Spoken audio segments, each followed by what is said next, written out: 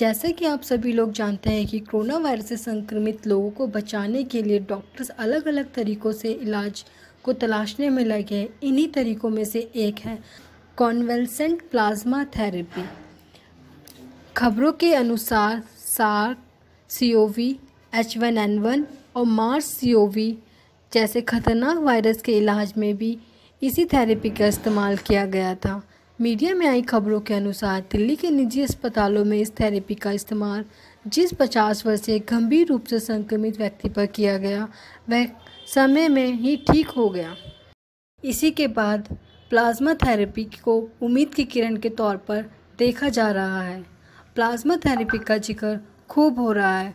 हो सकता है कि आपको लगे कि प्लाज्मा थेरेपी कोई नई थेरेपी है, लेकिन नहीं, यह इलाज का एक पुराना तरीका है। जो चलिए आपको बताते हैं क्या है प्लाज्मा थेरेपी, कैसे करते हैं प्लाज्मा थेरेपी से इलाज और इससे जुड़ी कई दूसरे सवालों के जवाब। अब आप जानना चाहते होंगे कि प्लाज्मा थेरेपी क्या है, तो हम आपको बताते हैं जानते हैं क्या होता है प्लाज्मा। कोरोना वायरस से पीड़ित जो लोग अब पूरी तरह से स्वस्थ हो चुके हैं, उनके ब्लड में जो एंटीबॉडी बन जाती है उन्हें ही प्लाज्मा कहते हैं।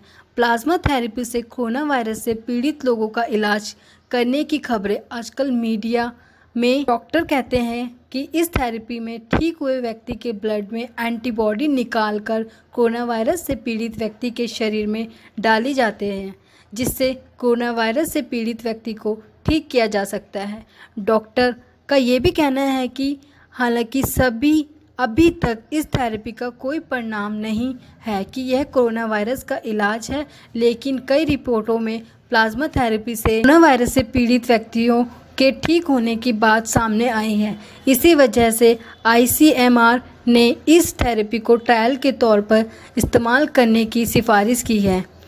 इंसान के खून में दो चीज़ें होती हैं, पहली रेड ब्लड सेल, दूसरी वाइट ब्लड सेल, तीसरी प्लेट्स और चौथी प्लाज्मा। खून का तरल यानी लिक्विड वाला हिस्सा होता है। शरीर में किसी वायरस के आ जाने पर प्लाज्मा की एंटीबॉडी बनने में मदद करता है। तो क्योंकि कोरोना भी शरीर में बाहर से आने वाला एक वायरस है, ऐसे में हमारा शरीर इसमें लड़ने के लिए खुद ब खुद एंटीबॉडी बनाता है, जिसमें सबसे बड़ी भूमिका होती है रक्त में मौजूद प्लाज्मा। आपका शरीर कितना ज़्यादा एंटीबॉडी बनाने में कारगर है, यह बात कोरोना के हराने के लिए ज़रूरी है। शरीर अगर ज़रूरत के अनुसार एंटीबॉडी बना लेता है तो ठीक हो सकता है। दूसरी बात, जब आप एंटीबॉडी बनाकर किसी वायरस को मात दे देते हैं तो इसके बाद भी लंबे समय तक एंटीबॉडी प्लाज्मा के साथ आपके खून में मौजूद रहती है। आप चाहे तो इन्हें डोनेट कर सकते हैं। अब आप जानना चाहते होंगे कि प्लाज्मा को डोनेट कैसे किया जा सकता है और हम कैसे किसी व्यक्ति की जान को बचा सकते हैं प्लाज्मा डोनेट करके। खून से प्लाज्मा लेने के दो तरीके होते हैं। पहला तरीका होता है जिसमें साइंटिफिक टेक्निक से इसमें 180 मिलीलीटर से 220 मिलीलीटर तक प्लाज्मा लिया जाता है। दूसरा सेल सेपरेटर मशीन का उपयोग करके इस तरीके से एक बार में 600 मिलीलीटर प्लाज्मा लिया जा सकता है। आइए अब जानते हैं प्लाज्मा तकनीक से जुड़ी हुई और प्लाज्मा को कितने समय तक स्टोर किया जा सकता है। किसी डोनर के शरीर से प्लाज्मा लेने के बाद उसे तकरीबन 1 साल तक 60 डिग्री सेल्सियस के तापमान में स्टोर करके रखा जा सकता है। आइए अब जानते हैं कि एक प्लाज्मा डोनर कितने लोगों का जीवन बचा सकता है। डॉक्टर्स के मुताबिक एक इंसान से खून के प्लाज्मा की मदद से 2 लोगों का इलाज किया जा सकता है। क्या कोरोना वायरस के संक्रमण से ठीक हुए व्यक्ति प्लाज्मा डोनर बन सकता है? जी हाँ, अगर किसी व्यक्ति में कोरोना वायरस का संक्रमण होता है और वह इससे जंग में जीत जाता है तो वह भी प्लाज्मा डोनेट कर सकता है।